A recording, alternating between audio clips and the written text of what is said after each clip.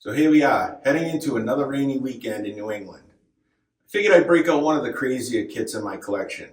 This is a mid-70s Tama Imperialstar. It's first generation, it's got the fat re-rings and Zola coating inside. 13, 14, 15, 16-inch concert toms, a 16 by 16 double-headed floor tom, an 18 by 16 double-headed floor tom, two 24 by 14-inch kicks, and the original 6.5-inch deep Tama Imperialstar Kingbeat snare. That's original to the set. So I wasn't really looking for a giant set like this. I had another black Imperialstar set that I did a video on a while back, maybe a year or two now. I'll pop in a picture of that video. So that kit wasn't in the greatest shape, and I was planning on fixing it up or doing something with it eventually. But this set popped up, and it was a good ride for me. Way up by Lake, it was actually like right on Lake Winnipesaukee. It's a good 2.5-hour ride for me. So I looked at it all week, deciding on whether I wanted to even make the trek up there. And I messaged the guy, and we worked out a time that he was around and that I could go up there. So I took the ride. It was on the marketplace for $500 for everything here, all the drums anyways. And it actually came with a 20-inch Slingland floor tom and a big pile of those fiber cases. So like I said, I'd been looking for another Imperialstar, maybe to replace the black one that I had.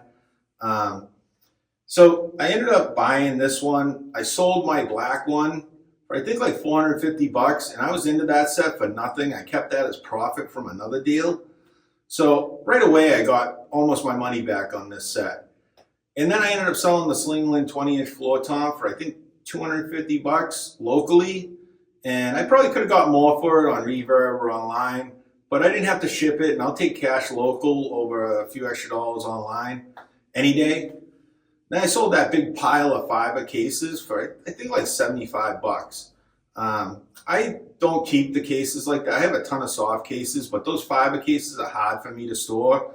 I keep all my drums out so I can see them and appreciate them and take them out real quick and swap kits if I want.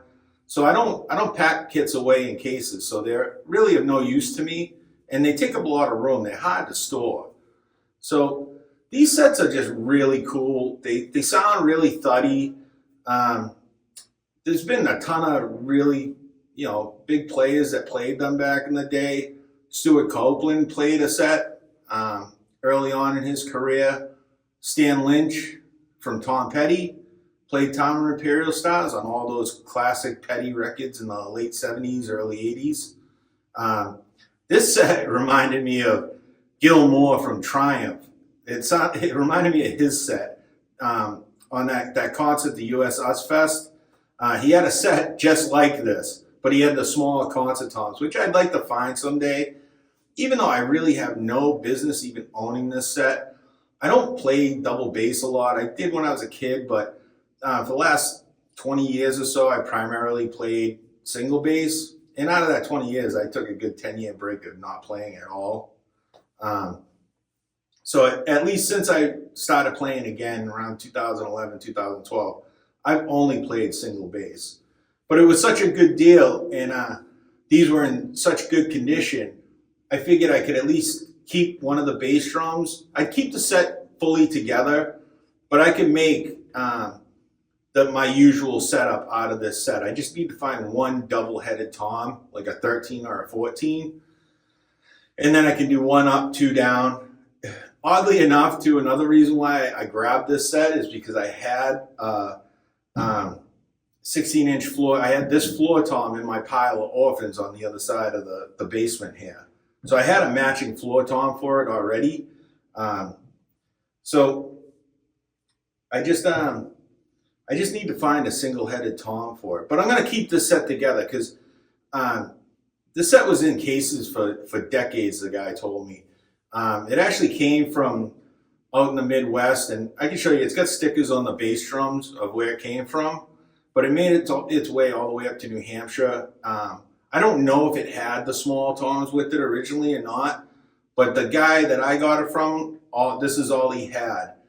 And he didn't even have the tom stands for it. I'm actually using some Ludwig's here. So it was just in really good shape, really good, really cool kit, and for a very good price. And I knew I could probably end up with all this for very little money or short money, and get rid of my black set. So as far as I'm concerned, this was a major upgrade from that. Plus the bass drums are virgin. There's no tom mount in them. So I'll eventually find a double-headed tom for this. But once in a while I've had it for about a year. Once in a while I will set it up like this just because it's fun to play. It's really crazy. So I'll get you guys up close to it and show you a little better about the condition. And then I'll pop in a clip of me playing it at the end. And as always, thanks to my subscribers, thanks to the viewers, thanks to anybody that comments, likes, all that stuff. I really appreciate it. And if you're new here, welcome. And if you haven't subscribed, please do. So I'll get you guys up close to it. So this finish is called Hairline Chrome. And like I said, I wasn't really looking for a giant Tama Imperialstar set. I just wanted something a little better than what I had. Unfortunately, these Imperialstars don't carry a lot of value. So that set just wasn't really worth investing the wrap into it.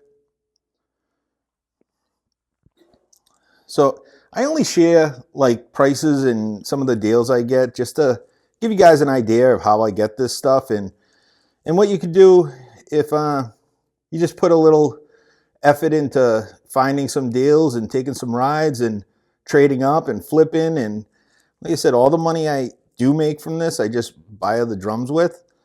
And I'm into this for, like I said, virtually nothing. I am into it for absolutely nothing. Plus I made money and I got a hell of a lot better set. Not really a fan of these front heads with the giant porthole. Makes them sound a little flat. I like a little boomier. But one day I'll get some new front heads for the bass drums. This Hairline Chrome, a lot of the Tama finishes were really thin wrap and prone to cracking. This set has no cracks on it whatsoever. It really just needs a good cleaning. There's really no rust on it either. So the guy I got it from, he never got the tom stands with it. So he had it for years and years and never played it.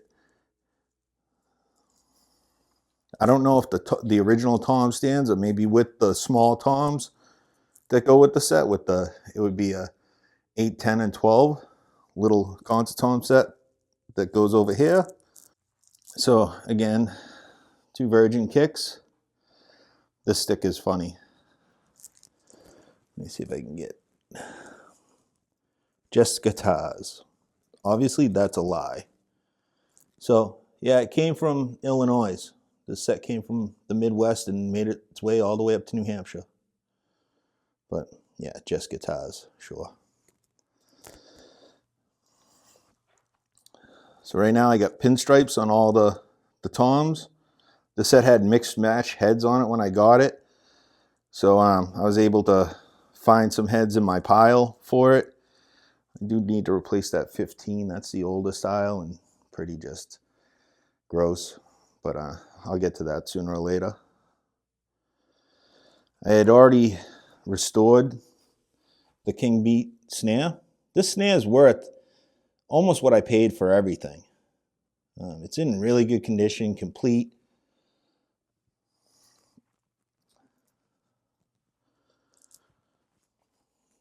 It's really nice. It sounds awesome too. I love it. I have a few Tama snares.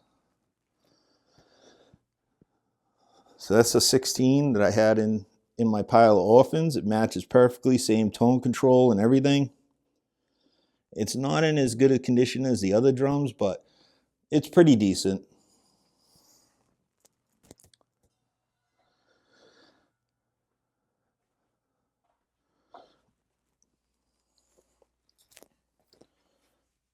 So I'd like to say thanks to our watcher, Terrence. He was flying out here from California for some other stuff, and he came by and bought that Gretsch White Satin Flame set. He's a really good guy, really nice guy, solid dude. We spent a little while talking, and that set found a really good home. I'm happy for him. Enjoy your set, Terrence, and thanks for the purchase. All right, I'll pop in a little clip of me banging on these things.